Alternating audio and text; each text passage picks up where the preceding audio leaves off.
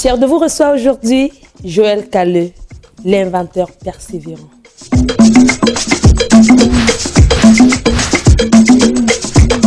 Lorsqu'on entend parler d'inventeur, il nous vient immédiatement à l'esprit Pierre et Marie Curie, Newton, qui sont des Occidentaux bien sûr. Nous avons cet honneur aujourd'hui de recevoir cette personne qui a su hisser si haut l'image de son continent, l'Afrique bien entendu, et de son pays, le Cameroun.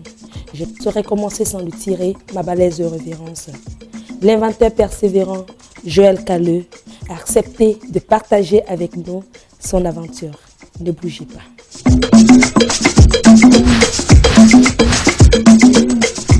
Bonjour Monsieur Calleux. Bonjour Madame Sandra. Nous sommes très honorés de vous avoir avec nous à l'émission Fier de vous. Merci une fois de plus de m'avoir invité. C'est avec humilité que j'accepte votre invitation. Tout le plaisir est le nôtre et pour nos téléspectateurs bien sûr. Monsieur Joël Calleux, êtes-vous un homme vrai? Oui, je suis un homme vrai. Je suis une personne qui possède un lit. Je suis une personne qui mange de la patate, comme on dit. Wow. Je suis une personne qui boit de l'eau. Avec nous aujourd'hui, nous allons vivre l'aventure de Monsieur Joël. Cette aventure qui a commencé, bien entendu, lors du décès tragique de votre maman. Vous avez été boosté par ça, votre maman qui décède, et puis vous prenez la décision comme ça de voyager, de montrer ce que vous savez faire au monde entier. Oui, en fait, après le décès tragique de ma maman, parce que j'étais l'enfant chéri à ma maman, j'étais toujours à côté de ma maman, tout a basculé. Alors, je me suis senti pendant longtemps, papa m'a beaucoup remonté, mais je n'ai jamais pu revenir là où j'étais avant. Et je crois que jusqu'aujourd'hui, mais après le décès tragique de maman, alors c'est là où je décide de m'extérioriser. Et m'extérioriser pour moi, c'était faire autre chose que nous avions l'habitude de faire pour que j'oublie ce décès. Et autre chose était, entre autres, un sujet que nous parlions déjà avec maman, c'était de voyager. Et voyager, ce n'était pas voyager pour voyager, mais c'était voyager pour faire ce que je faisais déjà. Une famille modeste comme la vôtre, comment avez-vous pensé à voyager? Avez-vous de l'argent pour ça? Parce que voyager, c'est tout un investissement. Non, quand on a un rêve, on l'accomplit. Et quand on est décidé de son rêve, l'argent ne vient que aider notre rêve. Bien entendu. Mais le rêve était là. Et tous ceux qui me connaissent vont savoir que depuis que j'étais jeune, j'ai commencé par réparer les petites radios. On m'a inscrit dans une école de radio à l'étranger. Vous avez partagé votre expérience un peu partout au Cameroun. Mais avant tout, nous allons vivre votre aventure en images. Regardez tout simplement. Merci bien.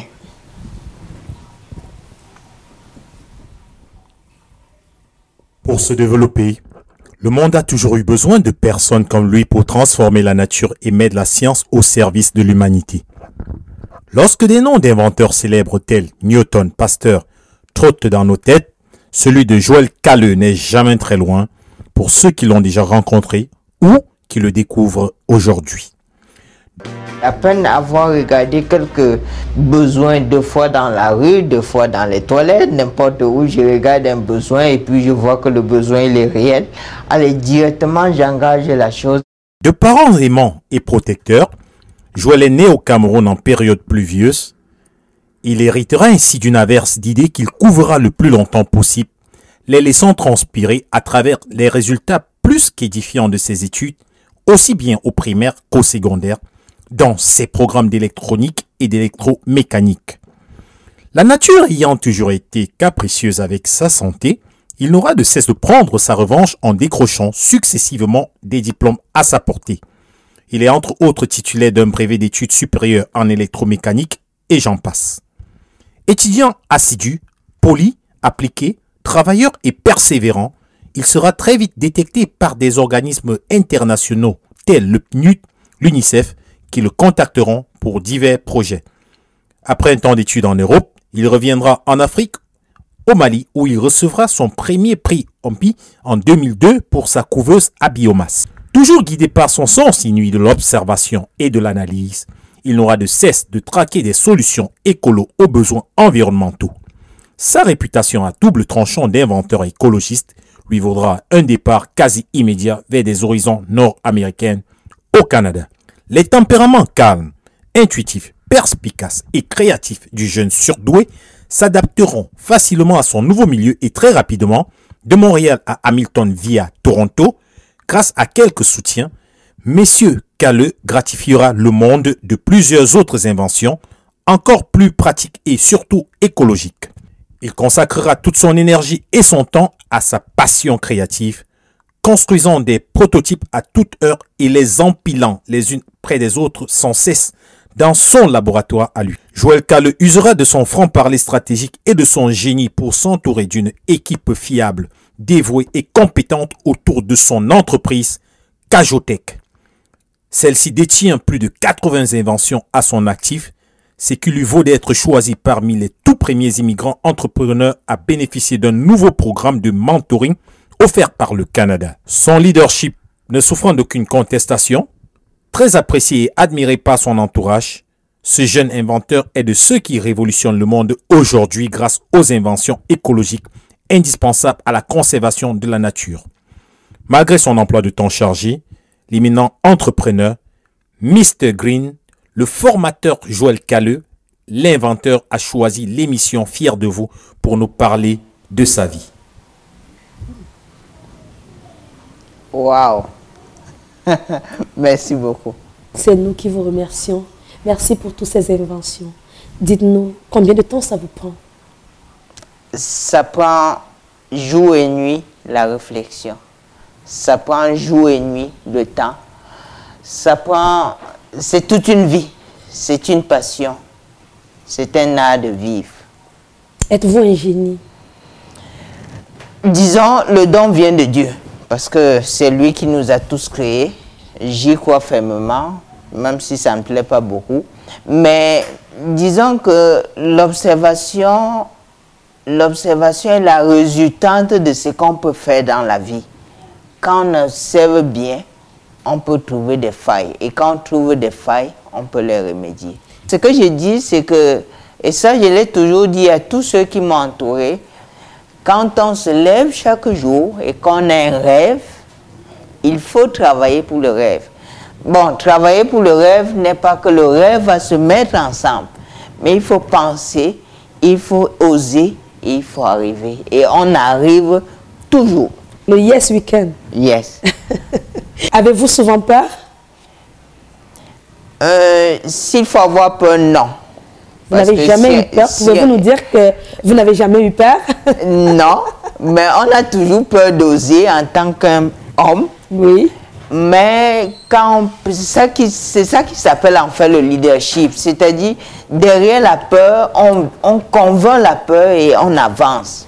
On dit à la peur, ta place est là, tu attends. Mais en tant qu'homme, on a toujours peur, il faut attendre. Et parfois, on se dit, surtout dans le monde qu'on appelle les innovations, c'est fictif. Vous avez une idée, c'est vous seul qui voyez l'idée. Personne ne voit l'idée avec vous. Et vous voulez convaincre tout le monde autour de vous que l'idée va marcher. Il y a un problème. Alors, ça veut dire que ça fait peur. Vous avez les insultes, vous avez tout ce que vous pouvez avoir, mais vous surpassez ça et vous avancez. Et cet amour pour l'invention, ça commence à quel moment en fait?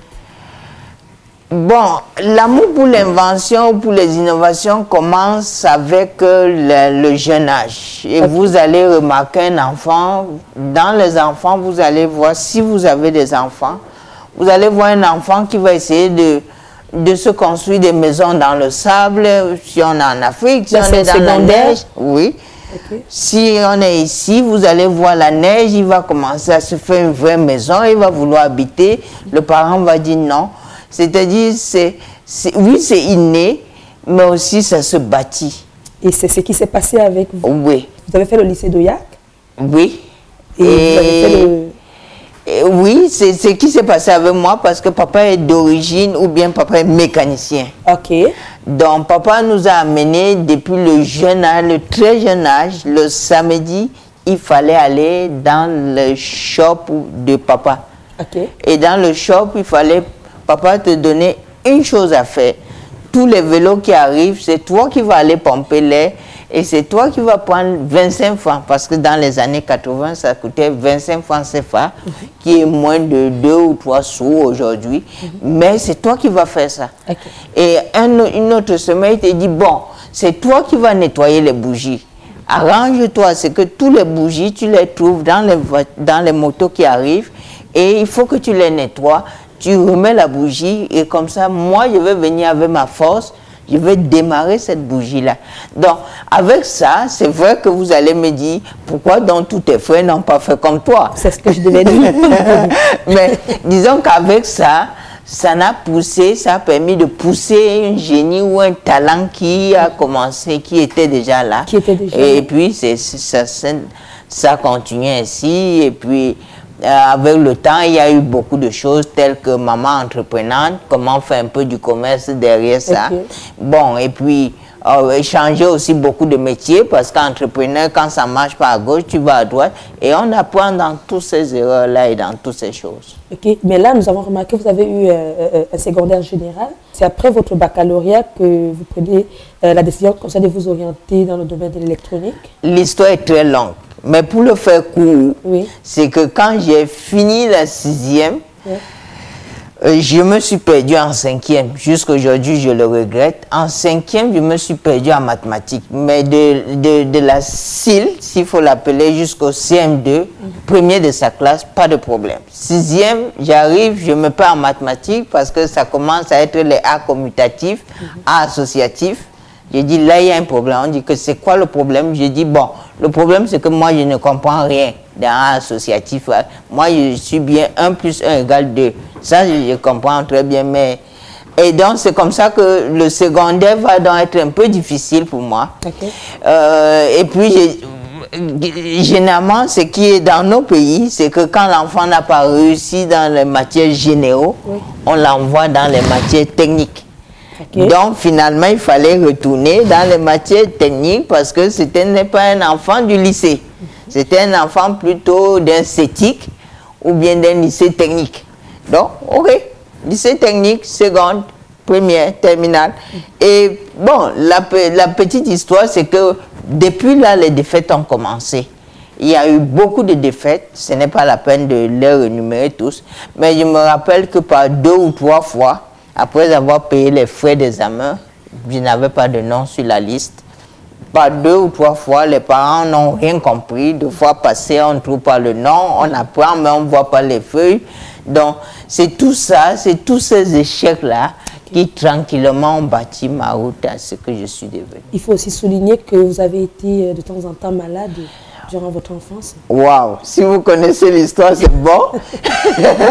La maladie a été le gros point de départ parce que étant malade, on n'a pas le choix de rester à la maison. Et comme je l'ai toujours dit dans les interviews que j'ai pu passer, on ne remercie pas la maladie d'être venue, mais on dit que ça a permis de bâtir une personnalité. Effectivement, la maladie a permis d'apprendre un peu plus que les autres, de faire beaucoup de choses que peut-être à cause de ça, mes petits frères ou d'autres n'ont pas pu faire parce que j'étais moins occupé à l'extérieur, comme on le sait partout, que d'autres enfants de mon âge. Vous avez obtenu un baccalauréat?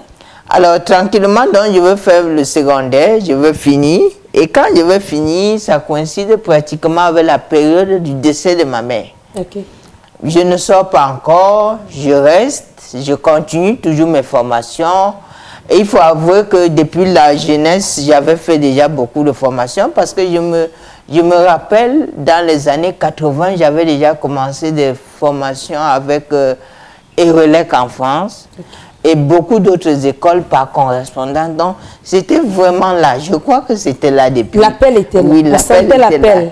Et puis, papa me demandait toujours, qu'est-ce que tu fais avec les cours de correspondance? Apprends tes cahiers ici, ça suffit. Donc, mais comme c'était toujours un appel qui était là, c'est comme ça que tranquillement j'ai fini. Quand je n'ai pas fini, quand je suis arrivé, où je suis arrivé, il fallait à un moment décider. Je me suis inscrit. L'université venait d'avoir quelques réformes. On n'avait plus besoin de passer par l'université classique parce que c'était les années 90. Le vent de démocratie obligera donc que certaines universités sont scindées. Et au lieu qu'un gars du lycée technique s'en va directement à l'université pour faire un cursus ingénieur, on pouvait finalement faire 2 ans dans un truc universitaire qu'on appelait Institut universitaire technologique. Et tranquillement comme ça, c'est comme ça que j'ai pu faire des formations, ajouter maintenant une formation à l'extérieur. Et une fois que je suis arrivé à l'extérieur, c'est là où tout le départ était. C'est là où tout a bien. Le début de votre aventure commence au Mali. Oui. Le début, en fait, non, ça commence pas au Mali. C'est en fait que je me retrouve en Europe. Pour une raison ou une autre. Ok. Alors, on me dit, tu n'as pas de papier. La famille a mis des moyens, Joël a regardé, il est arrivé à son rêve, il n'a pas de papier. Un jour, il se fait ramasser. La suite de l'aventure, vous le saurez tantôt.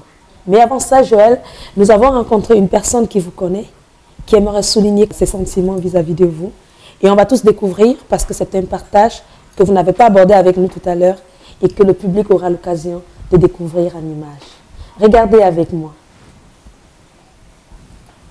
Bonsoir Joël, tu me connais très bien, je ne peux pas te dire mon nom mais je me permets de te le rappeler. Je m'appelle Eline Ninette Lélé-Bonnier, ton chef de classe du lycée d'Oyac. Je suis très fière aujourd'hui Joël de te voir faire le tour du monde, dans les images, les médias, les presses, les télévisions, de partout. J'ai chaud au cœur quand je te vois Joël, parce que quand je me rappelle quand on était au lycée d'Oyac, tu te rappelles très bien à l'époque de M. Nana, on avait tout pensé, on pouvait penser à tout le monde sauf toi. Mais tu te rappelles que j'étais toujours très proche de toi parce qu'on était toujours ensemble. On vivait dans les bas-fonds du lycée et on rentrait toujours ensemble. Aujourd'hui, Joël, je ne sais pas moi ce que je peux te dire parce que je suis très émue. Tu sais qu'on s'est connus en 86, quand on construisait le lycée d'Oyac, c'était encore en planche. Et c'est sur notre promotion que c'est devenu le lycée parce que c'était d'abord le CES. On a fait notre chemin ensemble. Tu étais un enfant très assidu, très poli, très calme, très ponctuel. Et tu adorais l'école. Mais tu avais une seule chose qui nous marquait, ton calme. Tu n'aimais pas jouer. Je me rappelle qu'un jour, je t'avais approché et dit, mais Joël, pourquoi tu n'aimes pas jouer? Tu me dis, vraiment, je suis malade. J'ai peur de me faire mal et augmenter mes peines. Ça m'a beaucoup touché. On a continué notre parcours de chemin ensemble. Tu m'avais toujours marqué par ta façon de faire. Et tu avais une seule caractéristique qui nous faisait trop rire, la peur. Tu avais tellement peur que même quand on parlait fort, ça te faisait peur. Tu te rappelles un jour, en plein examen, on était de l'autre côté en train de tricher, tu étais en train de paniquer de l'autre côté. Ça nous a tellement fait rigoler. Joël, on a continué comme ça jusqu'en terminale. J'étais perdu de vue après le baccalauréat. Si je te dis que ce n'est qu'en 2011, au cours d'une émission TV5 un matin, je suis en train de faire la vaisselle, que je vois parler de Cajotech et je te vois apparaître à l'écran. J'ai tellement crié que mon voisin est venu me dire, est-ce que tu as un problème? J'ai dit non, je suis seulement fière. Je suis émue de voir mon camarade de classe. Immédiatement, je suis allée taper sur Internet. Mais malheureusement, tous les écrits qui sortaient à ton sujet, c'était en chinois. J'ai cherché de par le monde entier. J'ai appelé Tal Fongan Samuel, qui est à Sibenkam, que tu connais. J'ai appelé Dizé Cyril, qui est de l'autre côté de Fermankam, que tu connais aussi. J'ai appelé Defonga, qui est pharmacien, que tu connais très bien. J'ai appelé aussi qui? Pone Ebenezer, pour leur faire part de ça. Et leur dire, allez taper sur Internet et voir ce que Joël est devenu. Tous m'ont rappelé quelques instants après, dit qu'Eric, on ne croit pas. Et c'est vrai. On était tous émus. On a communiqué ce jour. J'ai même profité pour recevoir les camarades de classe que ça fait 10 ans que je n'ai pas vu. À cause de ce que tu es devenu. Joël, ton histoire nous a marqué. Ça nous a ébloui. Et vraiment de Dieu, toute la promotion de 86 du lycée de l'Oyac que tu connais a bougé ce jour. Parce que c'est moi qui leur ai passé le message. Et c'est comme ça que tout le monde est allé sur Internet fouiller pour te voir. Moi, personnellement, je ne sais pas ce que je peux te dire parce que inventeur, c'est un mot très fort. On pouvait dire une simple recherche, on pouvait dire un docteur, mais un inventeur, c'est comme si on entend les histoires de Louis XIV, de Louis Pasteur, je te dis, j'étais tellement content de la façon dont je parlais. Toute cette semaine, je peux dire tout ce mois, je faisais ta campagne. Parce qu'ils disaient, est-ce que vous savez qu'il y a un Camerounais qui a inventé? Et puis les domaines dans lesquels tu faisais nous a, moi, personnellement, tellement touché. Parce que quand je suis allée lire, j'ai vu que tu as fait une couveuse pour permettre le chauffage des bébés prématurés dans les régions du pays ou dans les régions enclavées où il n'y a pas d'électricité. Ça, là, je suis tombée. Comme ça ne suffit pas, je m'avais vu que tu as fabriqué, tu as inventé une couveuse qui pouvait fonctionner sans électricité. Ça, c'était pour permettre d'avoir des poussins dans les zones où il n'y a pas d'électricité. Ça, encore, c'était grave. Joël, vraiment, tout ce que tu as fait, tu ne peux pas savoir ce que tu as fait aux yeux du monde entier et particulièrement de tous tes camarades. Particulièrement moi, parce que ça fait réveiller en certains de nous le génie qu'on avait caché. Moi, personnellement, j'avais un projet qui dormait au fond des tiroirs. Mais quand j'étais vu Joël, c'est comme si ça donnait un coup de pouce dans ce que j'avais mis dans les tiroirs. J'ai dit non, si Joël, mon camarade, tous les jours on montait les collines ensemble et arrivé, pourquoi pas moi? Et je pense que je serais là, Joël, à côté. Merci beaucoup. C'est vrai. Il n'y a pas de mensonge. C'est vrai. Toute l'histoire est vraie. Elle ne ment pas. C'est bien de voir des gens qui nous rappellent en fait ce que nous-mêmes nous avions oublié. Vous comprenez pourquoi j'ai demandé, je pose la question concernant la peur aujourd'hui. Ouais. Vous êtes un exemple pour beaucoup de personnes, surtout pour vos camarades de classe qui vous regardent aujourd'hui, ce Joël qui était assis tout calme dans son coin et qui essaie d'interpeller les uns et les autres par rapport à la tricherie et tout. Aujourd'hui, vous êtes cette personne, ce génie. Oui. Mettons la chose simple. Disons que si Dieu ou bien si le suprême peut ou bien si une force quelque part peut m'aider à aider, je crois que je serai heureux. Parce qu'en fait, quand on invente ou qu'on innove, aujourd'hui on a tous des cellulaires. Belgram, lui, il est mort il y a longtemps. Mais personne ne peut se rendre compte qu'aujourd'hui, on peut tester quelqu'un qui se trouve à l'autre bout du monde sans le connaître, gratuitement. Personne ne peut se rendre compte qu'aujourd'hui, on peut même parler gratuitement sur Skype. Ce sont des gens qui ont fait. Mais c'est Dieu qui a mis ces gens-là pour qu'ils le font. C'est comme ça que je vois un peu. C'est bien qu'on ait une perception de l'invention, mais en fait, c'est qu'à un moment donné de notre développement de l'humanité, il faut que des choses interréagissent pour que les choses changent. Je crois que tous ces gens-là sont des précurseurs pour un avenir plus meilleur. Et plus on va évoluer dans la nature humaine, plus on va être capable d'avancer dans les développements humains. Vous vous rendez en Europe et après l'Europe, est-ce qu'on peut savoir... Après l'Europe, on décide qu'il n'y a pas de visa. Je dis, bon, s'il n'y a pas de visa, il faut que tu rentres. Je dis, moi, rentrer au Cameroun, oubliez ça. Alors, j'arrive en Algérie, l'avion fait Alger, ça fait l'escale, je dis, bon, qui ne risque rien à rien. Alors, je descends. Le gars me dit, papier. Je dis, pas papier, mon frère. Donc, tranquillement, comme ça, je me retrouve refoulé. Je dis, bon, c'est un homme. On prend le courage, on y va. Et le gars me voit, le policier, je me rappelle l'histoire, il était très gentil avec moi. Il me dit, qu'est-ce que tu es venu faire dehors? Tout le monde part en aventure, mais toi, je ne te comprends pas. Il est parti, il a laissé le poste, il est parti acheter de la nourriture, il m'a donné. Ça, je n'oublierai jamais cette histoire. Et il me dit, j'ai rencontré les gens, mais toi, je ne sais pas ce que tu es venu faire. Je suis surpris. Il achète la nourriture, il me dit, écoute, dans la vie, quand chaque chose arrive, il ne faut pas te fâcher, ne te fâche pas. C'est dur, c'est pénible, tu n'as pas mangé, tu as faim, ton état. Mais quand tu entends parler, tu es différent de tous ceux qu'on rencontre. Alors, il me donne de la nourriture, il me met dans la cellule confortablement, il me dit, bon, on va te repousser, on va te refouler. Tu n'as pas le choix parce que c'est ce qu'on fait à tout le monde. Mais comme tu n'as pas de papier, on va te jeter à la frontière avec le Mali. Et là-bas, arrange-toi. Sois courageux, vas-y. Je vois plus que tout le monde, mais je te vois quelque part. Et je n'ai jamais oublié.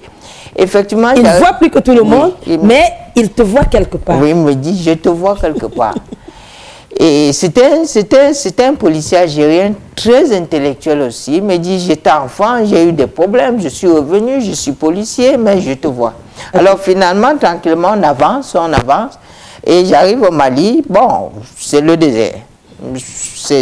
J'arrive dans la partie désertique du Mali. Oui. Tranquillement, je rencontre des gens qui m'aident, et c'est comme ça que je me retrouve à Bamako. À Bamako, je me retrouve avec 100 francs CFA, 25 sous. 25 sous canadiens. 25 sous canadiens. Et on me dit, bon, écoute, je rencontre toujours, parce que je dis, quand on est déjà dans l'eau, il faut boire de l'eau. Alors je rencontre les gens dans la rue, ils me disent, bon, tu as mangé? Non. Bon, comme on est un peu musulman, on dit, bon, au nom de Dieu, va prendre la nourriture, mange. J'ai commencé à rencontrer le monde au Mali. Je cognais, je sortais le matin, je cognais les portes. Donc je rencontre finalement le blanc me dit, bon, je n'ai pas d'argent pour toi. Il faut qu'on soit très clair. Oui. Mais comme tu étais en Occident, ce que je peux faire pour toi, je veux te montrer la salle de laboratoire. Et comme tu m'as dit que tu avais un projet de recherche, moi je connais ce projet. Si on est capable de travailler ensemble, tant mieux. Wow. Donc, il a ouvert effectivement le laboratoire informatique, Oui. il a ouvert le laboratoire chimique, et le laboratoire, il y avait déjà quelqu'un, donc c'est comme ça que j'ai commencé à l'assister. Et quand je l'assiste tranquillement, on a travaillé, à l'époque, on travaillait sur le citronnelle. On travaille sur le citronnelle, il me dit, mais c'est intéressant ça, je n'avais pas vu les choses de cette façon-là. Alors, tranquillement, il me donne des petites missions, des missions de recherche en dehors pour que j'ai un peu d'argent. Et quand je suis arrivé avec la recherche qui avait fonctionné sur le karité, Oui. il me dit, waouh, ça c'est bien. C'était quoi cette recherche? La recherche, c'est que quand tu prends le karité pour ça produit, ça prend beaucoup d'années. Ok. 2 fois près d'un siècle pour que ça produise. Alors, lui, il était en train de voir comment être capable d'adapter le karité à d'autres endroits ou à raccourcir le cycle de production. Ok. Donc, il me dit, bon, comme toi, tu travailles aussi sur le karité, tu vas commencer à aller dans les villages, on va faire les campagnes pour montrer aux paysans déjà comment on peut extraire bien le beurre, parce que le beurre sent. Mais le beurre de karité, c'est le meilleur beurre qu'on peut avoir au monde. Mais ça sent vraiment. Oui. Alors il me dit, on va montrer comment on peut enlever l'odeur d'une manière traditionnelle. Et en plus, je vais te trouver quelques programmes, on va travailler dessus. Et tu vas divulguer ta recherche. Même voilà qui fait dans la rédaction de ma recherche. Une belle aventure qui commence positivement. Oui. Je me trouve après ça, parce que j'avais une idée toujours dans les poules, je me trouve en train de faire la couveuse. La couveuse à biomasse. À biomasse. Puis après la couveuse, c'est le PNUD qui vient me féliciter, il me donne un prix. On va justement parler de ce prix que vous avez reçu au Mali. Oui. Mais avant de parler de ce prix, je vais tout simplement vous prier de recevoir dans nos studios, bien sûr, mon collaborateur Dewan International. Bonjour Dewan. Bonjour Sandra. Notre inventeur persévérant. Un inventeur écolo. Monsieur l'énergie verte. Monsieur Green, Monsieur Calleux. Calleux Joël avec nous. J'aimerais qu'on parle précisément, Monsieur Calleux, de ce prix. Le prix Ampy, c'est toute une longue histoire, mais faisons-le encore bref. J'arrive, je dépose le brevet ayant inventé une couveuse. Le prix Ampy, c'était un prix qui était organisé pour la première fois au Mali, qui reconnaissait les Maliens qui avaient des inventions intéressantes. Waouh!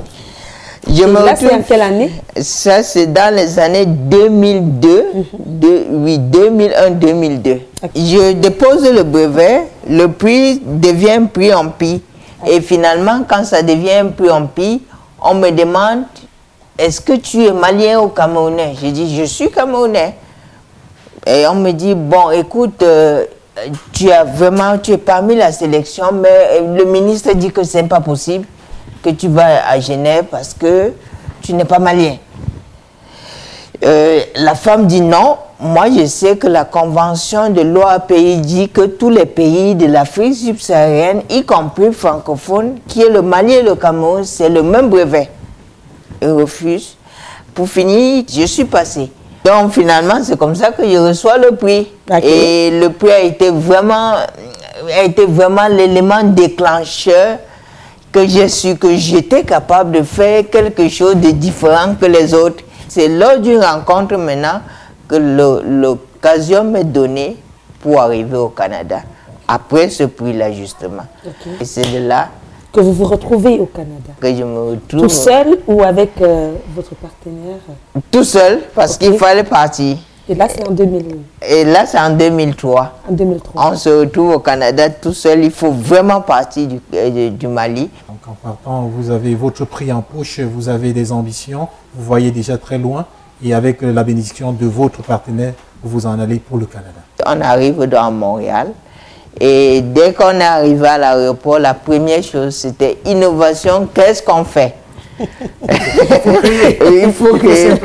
Qu'est-ce qu'on fait? Innovation, tu es là, qu'est-ce qu'on fait? Innovation, qu'est-ce qu'on fait? Il faut valider. Il faut vraiment le valider. La première chose, quand je suis arrivé à Montréal, je n'oublierai pas, c'est mon foyer multifonctionnel. C'est un foyer que jusqu'aujourd'hui, il est fini. On est juste au stade de commercialisation. Vous pouvez utiliser tous les combustibles que vous avez au monde. Nous allons parler, bien entendu, avec Dewan de ces inventions faites ici au Canada. Ouais. Après la pause. Après la pause.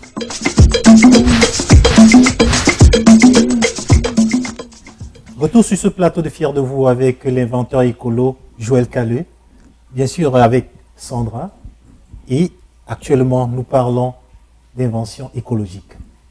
On est rendu au Canada, il faut valider le visa, il faut reconnaître et valider son titre d'inventeur. Il faut créer. Il faut créer. Qu'est-ce qui se passe? La première chose, je n'oublierai jamais, je suis parti m'enregistrer pour ma première compagnie qui s'appelait Impec. Impeccable. Invention. Ok, on va avec Impec, enregistrer, ça coûte 60 $. Moi et un ami, on s'arrange, on enregistre. Je commence à travailler sur le foyer.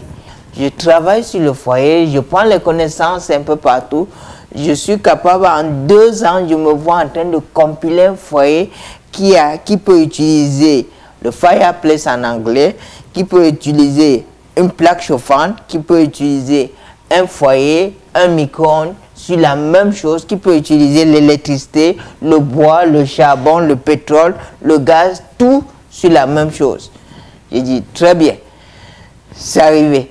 Bon, maintenant, il faut donc passer parce que ça, c'est parti de l'idée, c'est parti des petits cartons, on commence toujours par les cartons. J'ai dit, très bien, c'est bon. Maintenant, il faut passer dans la réalité. Alors, la réalité n'est pas facile, il faut vivre. Bon, on se met, on part travailler. Je ne me rappellerai jamais de cette mauvaise expérience. On s'en va travailler de nuit et on tombe malade. Le docteur me regarde, il me dit, je ne sais pas de quoi tu souffres, il faut que je sois très fort avec toi. Mais c'est parce que tu travailles ce que tu n'es pas capable de faire. Je lui dis, ah bon? Il me dit oui. C'est le médecin qui vous dit ça? C'est le médecin. Il me dit, tu es arrivé chez nous ici, on a détecté une petite blessure dans l'œsophage, mais la blessure est finie, mais à te voir, tu es malade, mais nous, on ne voit rien. Nous, on pense qu'il y a un problème. Le problème, c'est que tu nous as expliqué un peu ta vie. Tu as un problème. J'ai dit, ok, d'accord. Je dis, c'est quoi le problème? Il dit, bon, déjà, le travail de nuit, là, il semble que c'est pas pour toi parce que dans ton historique, tu ne connais pas travailler la nuit. Là, il faut que tu arrêtes, tu te cherches n'importe quoi. Ok. Alors, arrêtez et ne pas avoir d'argent et on veut faire les inventions. Il y a un problème. J'ai commencé avec le peu d'argent que je recevais. Donc, tranquillement, c'est comme ça que j'ai déposé mon premier brevet à Montréal. Mon deuxième brevet pour le chauffe-eau. Le troisième brevet, c'était... Le premier, c'était la cuisinière. Le deuxième, c'était le chauffe-eau. Le troisième, c'était un petit chargeur à l'époque que j'ai travaillé dessus. Et le quatrième, j'ai commencé à m'intéresser aux radiateurs chauffants. Donc, ça n'arrêtait plus de brevets. Mais les pieds se trouvaient de l'autre côté. Et c'est comme ça que j'ai pris le saut pour aller en Ontario. Et là, tu commences par Hamilton. Oui. Pourquoi avoir choisi Hamilton? Hamilton, c'est une grosse histoire. L'histoire est amusante parce que, en fait, celui qui devait monter les prototypes à Taïwan habitait avec un représentant à Hamilton. J'ai dit, bon, il me dit au téléphone, viens, comme tu connais créer là, moi tu crées, moi je veux partir à Taïwan dans ma compagnie, je veux fabriquer, c'est facile. Un jour je me lève, boum, je ramasse toutes les affaires, j'arrive, effectivement, je m'installe à côté de lui. Invention immédiate. Oui. À Hamilton. À Hamilton, je suis venu, on est partenaire, point à la ligne. Il me dit, bon, écoute, partenaire, là, je ne peux pas. Alors, je refuse pour faire l'histoire simple. Et lorsque je refuse, je m'en vais. Par coup de chance, je rencontre quelqu'un qui a cru Je l'ai rencontré dans un mall, elle m'a demandé qu'est-ce que tu faisais. J'ai dit, je fais les innovations. Elle me dit, je n'ai jamais rencontré un inventeur à côté de moi. Il y a beaucoup de gens qui vous apprécient, qui vous regardent. Et Sandra, Oui. je crois qu'on va vous inviter avec les téléspectateurs de Fiers de vous, de regarder un témoignage. Bonjour Joël, tu me connais, Paul Aya de Montréal. Et ça me fait plaisir de parler de toi aujourd'hui. Depuis qu'on se connaît, il y a 4 ans, ce qui m'a marqué de toi, c'est que tu es quelqu'un qui est très très persévérant. Tu crois en toi et tu ne cesses pas d'essayer de nouvelles idées pour accomplir différentes choses. Tu es quelqu'un qui nous donne beaucoup de fierté par tes inventions, tout ce que tu as découvert et par le fait que tu es quelqu'un qui ne lâche pas. Je crois que dans les années, dans les 3-4 ans à venir, tout le monde va parler de toi, de tes inventions, des choses que tu as faites pour marquer la vie humaine. Parce que chaque fois que je vois tes inventions, je suis émerveillé. Tout ce que ça prend maintenant, c'est de pouvoir amener ces inventions à un niveau supérieur. La communauté et les jeunes vont beaucoup apprendre de toi parce que tu as beaucoup à donner. Il faut qu'on essaye de trouver une façon de transmettre l'inspiration que tu donnes aux jeunes d'aujourd'hui. Parce que tout le monde serait fier de connaître quelqu'un comme Joël, quelqu'un qui a tellement d'idées, quelqu'un qui peut prendre n'importe quoi et en faire une invention. Pour la communauté camerounaise du Canada, tu es l'un des cadres. Vous faites la fierté de la communauté camerounaise. Ah, je ne savais pas. Vous faites notre fierté.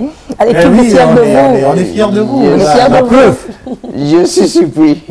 Je suis surpris, ému, mais c'est vrai. C'est vrai. Alors on est rendu à Milton. On est rendu à Milton, je rencontre une dame, elle me dit, oh, à côté d'un inventeur, waouh. L'histoire que j'ai toujours lue, c'est à côté de moi. Elle me dit, mais qu'est-ce que tu as inventé? Je lui sors dans déjà mes brevets du Canada, elle voit que c'est sérieux. Elle me dit, ok, je n'ai pas d'argent, mais je veux te trouver des gens qui ont l'argent. On va commencer comme partenaire. Donc, on s'est fait rapidement, on s'est fait un truc. Et puis, on a signé. Et c'est comme ça qu'elle a trouvé de l'argent. Je lui dis, écoute, je ne suis pas là pour aller chercher un travail quelque part. Je suis vraiment là pour me focuser. Elle me dit, ce n'est pas un problème. Je prends en charge ton manger. Je prends en charge ce que je peux prendre. Elle m'a aidé parce qu'en peu de temps, c'est là où je suis allé à Taïwan, en Chine. Et on a fait beaucoup de prototypes, beaucoup. Et d'ailleurs, je ne peux pas ne pas me souvenir du premier vidéo où vous voyez le grand tank. Elle a appelé la station, elle a dit, bon, j'ai quelqu'un ici, je veux que vous le produisez. Alors, ils ont eu beaucoup d'hésitations. Finalement, effectivement, ils m'ont produit et c'est comme ça que tout s'est envolé. C'était retrouver le meilleur vidéo, même pour la station. Et la station a vraiment s'est envolée avec ça.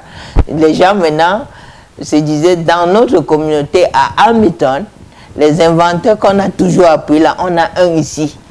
Donc maintenant, il fallait m'inviter à des soirées, à des rencontres. Viens, dis-nous, qu'est-ce qu'on boit ou qu'est-ce qu'on mange pour être inventeur.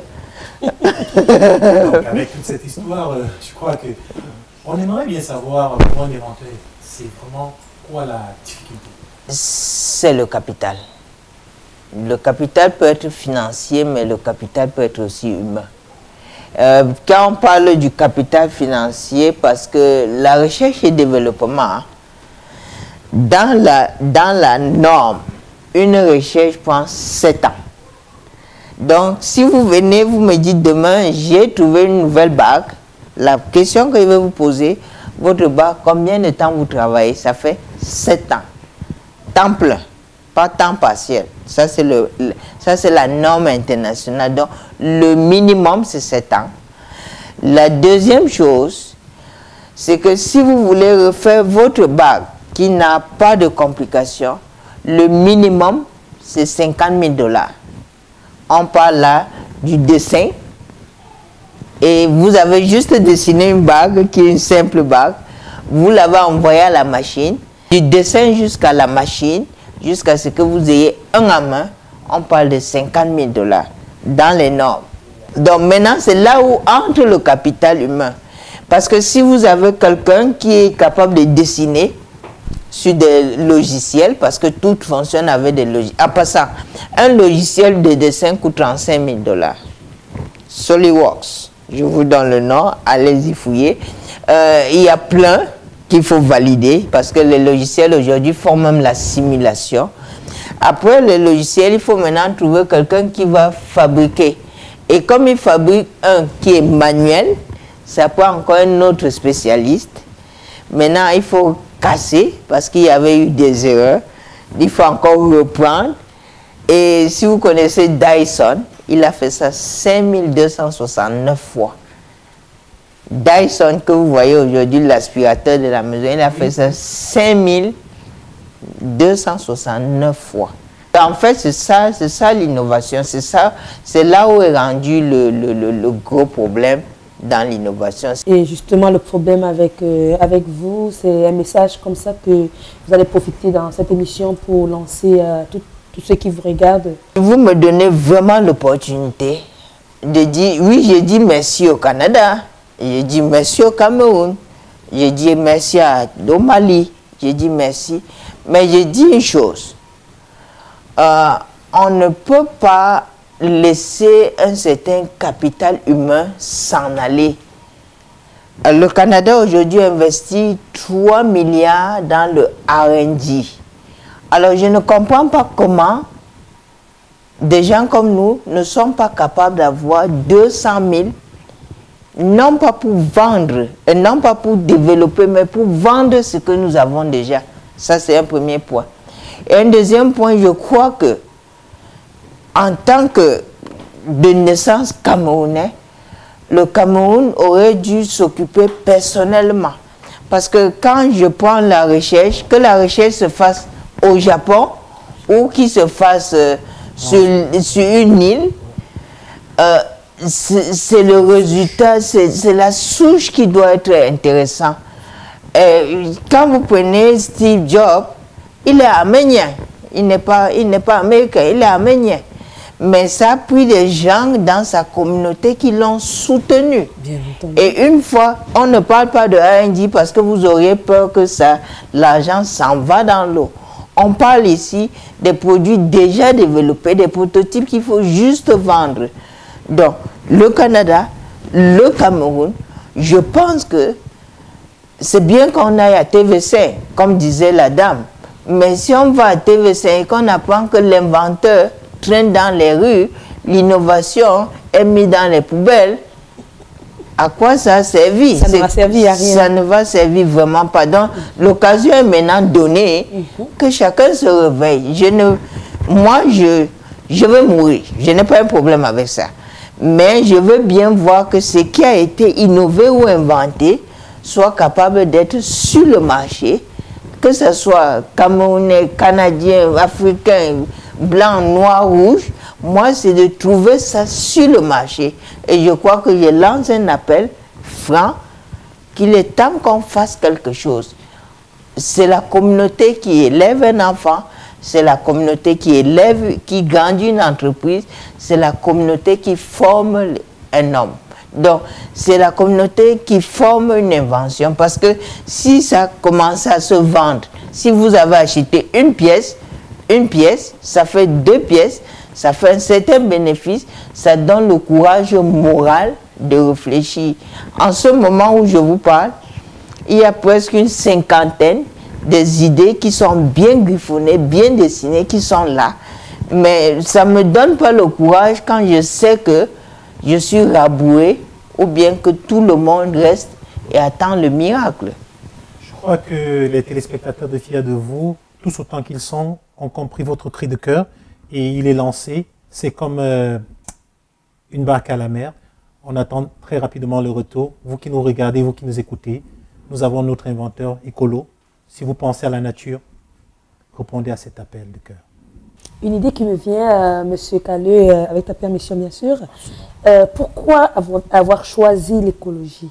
Ça a été une question qui est revenue à tous les entrevues, à tous les médias. Je ne connais pas un seul média qui ne m'a pas posé cette question. Mais je dis, l'écologie, on est entré dedans pas par hasard. Il faut avouer que les études se sont basées dans la génie mécanique, la génie électronique. Mais comme je vous ai expliqué, au passage au Mali, comme on travaillait dans l'écologie, on s'est dit qu'il y avait quelque chose à faire et dedans.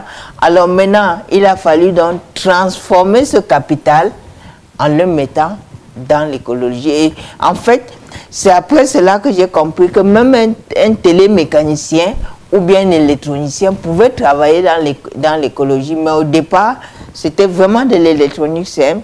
C'était des choses aussi simples qui tranquillement sont allées dans l'écologie, plus le gros marketing international.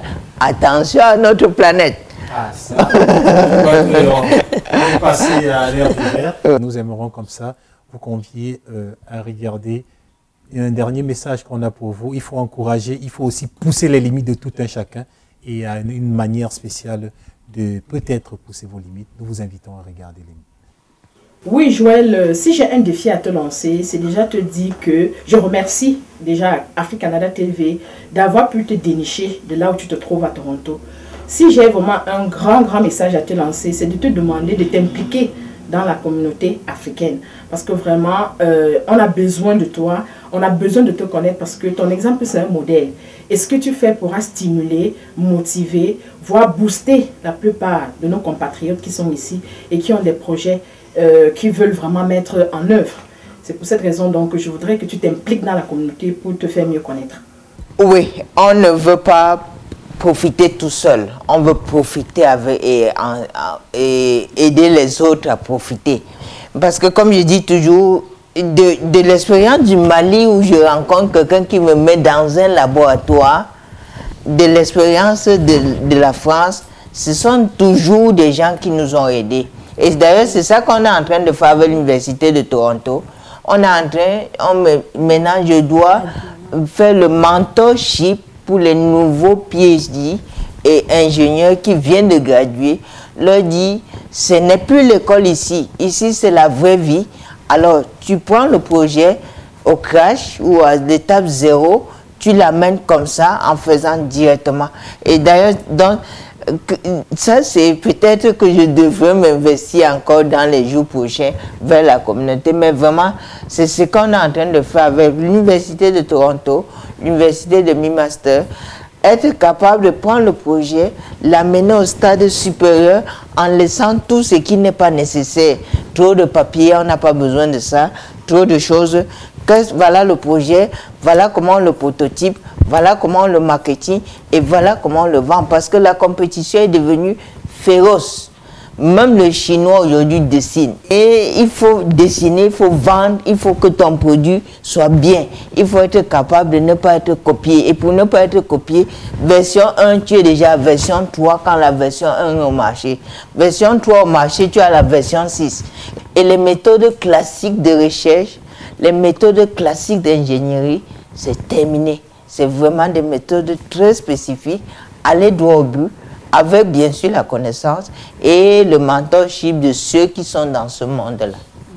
Mais bien entendu, le message est passé. On espère que la communauté camerounaise et africaine bénéficiera de votre savoir.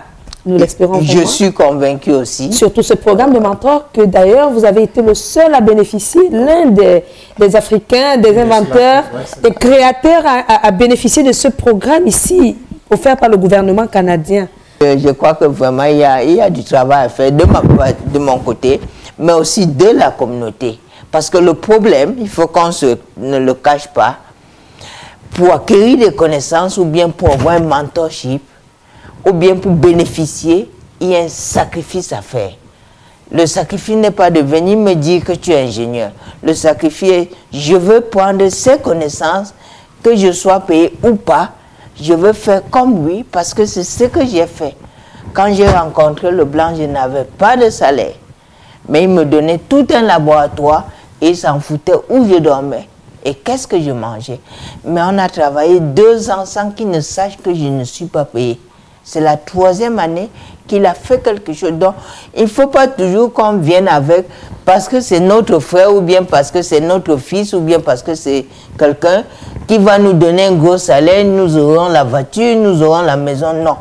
En se mettant, le fait aiguise le fait, en se mettant à côté de quelqu'un, on bénéficie et on n'a pas forcément besoin d'un salaire. Et on garde aussi sa fierté. Absolument. Toujours pour les sacrifices, pour encore vous prouver combien nous sommes honorés de vous avoir ici. Nous avons concocté quelque chose, je ne dirais pas inventé, mais on a essayé de faire à notre manière, de créer à notre manière un cadeau pour vous. Nous avons pensé à Noël. Noël, c'est dans quelques jours. D'accord. L'équipe d'Afrique Canada TV, on a essayé de tisser une guirlande. Ah, ok. Wow. Que nous allons vous offrir comme cadeau. Voilà, Merci beaucoup. c'est quelque chose de spécial qu'on a pensé à vous remettre. On espère que ça va vous accompagner pour les Noëls et pour d'autres Noëls encore et que grâce à ça, peut-être vous allez inventer d'autres choses. Qui sait? En passant, ça c'est quelque chose qui va beaucoup dans la recherche sur le flot, qui est la fièvre ici. Okay. Donc, il y a vraiment beaucoup. Merci beaucoup. Okay. Nous sommes très honorés. Mais c'est pas fini, on a encore un cadeau que Sandra va vous remettre. Je suis très honorée de vous offrir de la part de notre commanditaire Tout va bien. Ce t-shirt Tout va bien. Wow. À monsieur l'inventeur. Merci beaucoup. Et aussi, il associe à ça cette enveloppe. Oui, c'est un certificat. Un certificat cadeau. Cadeau de $50. $50 Wow. pour déclarer oui, vos impôts. vos Merci impôts. beaucoup. Et puisqu'on est debout et puisqu'on est dans la lancée pour la remise des prix, je vous demande d'accueillir celui-là qui nous permet toujours de réaliser et de toujours avoir des belles émissions. Je vous demande d'accueillir notre producteur, M. Magloire. Bonjour, monsieur Joël Caleux. Bonjour, monsieur Monsieur Magloire. l'inventeur. Bonjour, Dewan International. Monsieur le producteur. Bonjour, Sergi Sandra. Monsieur le La producteur. princesse du micro. C'est un honneur, un privilège pour le groupe Diversité Afrique Canada dont je suis le président, bien entendu, de vous remettre ce prix qui représente pour nous notre reconnaissance et notre honneur parce que nous sommes tellement fiers de vous et avec toute la communauté africaine, il se joint à nous ici aujourd'hui pour vous remettre solennellement ce prix. Et je vais ouvrir ce prix pour que l'équipe d'Afrique Canada TV puisse dénicher avec nous. Vous voyez bien avec le logo Diversité Afrique Canada. Wow. Un prix, un trophée Wow. à notre inventeur. Monsieur Ouais. Joël Caleux, Vraiment, je ne saurais que dire, mais en 2 mots, merci. merci. Merci vraiment beaucoup. Et comme je le dis, c'est nous tous, c'est vous tous qui m'accompagnez. Et je suis sûr que vous m'accompagnez pour que nous accompagnions les autres, mais aussi pour que nous réalisions des choses meilleures. Merci beaucoup. Et le groupe Diversité Afrique Canada profite de l'émission Fier de vous qui a une visibilité mondiale pour lancer un vibrant appel aux décideurs de ce monde, aux grands hommes d'affaires, de participer de près ou de loin afin que M. Caleux, ici présent parmi nous dans nos studios, puisse exploser au grand jour, puisqu'il a besoin de vous. Merci, monsieur le producteur. Merci à toute l'équipe. Merci à toi, Dewan. Merci Sandra, merci messieurs l'inventeur, merci monsieur le producteur, merci à William. S'il vous plaît, en ma qualité de producteur, de fier de vous, je ne saurais terminer sans témoigner ma profonde gratitude à M. Joël Caleux et lui demander un seul mot, continue. Dieu vous regarde, comme le disait quelqu'un. Absolument. Nous sommes à la fin de cette émission. Votre mot de fin? Mon mot de fin, c'est que merci de l'honneur, merci aussi du canal que vous m'avez donné. Et nous sommes convaincus que ce soit au Cameroun, à Douala, à Oya, ou bien que ce soit encore dans le fin fond de Duban, ou bien que ce soit à Shenzhen en Chine, nous sommes convaincus qu'à travers le monde entier, ces expériences vont servir et vont aider ceux qui sont pour la relève demain. Il faut persévérer et on arrive toujours. Ainsi que nous disons au revoir aux téléspectateurs et nous vous donnons rendez-vous très rapidement pour une émission avec une autre personne. Soyez toujours scotchés.